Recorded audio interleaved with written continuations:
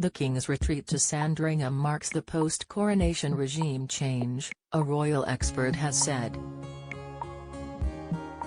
King Charles will miss the Royal Windsor Horse Show this week, an event that was annually attended by his late mother Queen Elizabeth. Last year, the monarch had to miss the event due to her illness, but up until then, she had never missed it. But Charles is choosing not to attend following his busy weekend of coronation events. Writing for Daily Mail, Ephraim Hardcastle said, "The King's retreat to Sandringham and absence from this week's Royal Windsor Horse Show, an event cherished by his mother, poignantly marks the post-coronation regime change."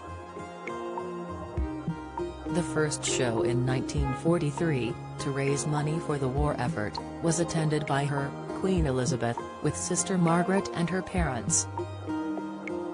It raised enough to buy 78 Typhoon planes. As well as horses, dogs were involved, but in 1944 a lurcher invaded the royal enclosure and helped himself to some chicken from the King's luncheon plate.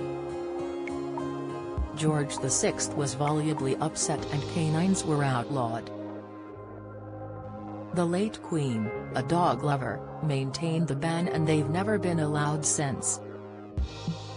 The King and Queen are taking some time off to recover from the celebrations that saw 3 days of events. They are staying in Sandringham House, their private Norfolk residence, for the rest of the week. The King is reportedly exhausted by the persistent and hectic schedule from his coronation weekend. But royal staff have already begun preparing their jam schedule in the lead-up to their summer break. This includes the Order of the Garter ceremony and visits spanning the whole of the UK.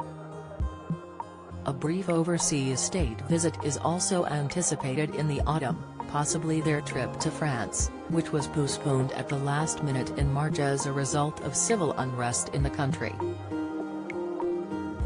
A long-haul overseas trip is also expected, with the King's attendance at the Commonwealth Heads of Government meeting in Samoa in the South Pacific already confirmed.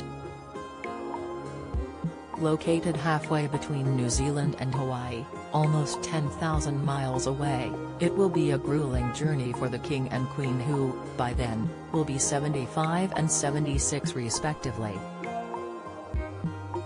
It is quite possible, then, that he will use the trip as an opportunity for stopovers in Australia and New Zealand, both countries where he is still head of state and are long overdue for visits from senior royals. The Queen is also making final preparations for her inaugural Reading Room Festival at Hampton Court Palace in West London next month now that her Instagram book club has become a charity promoting literacy.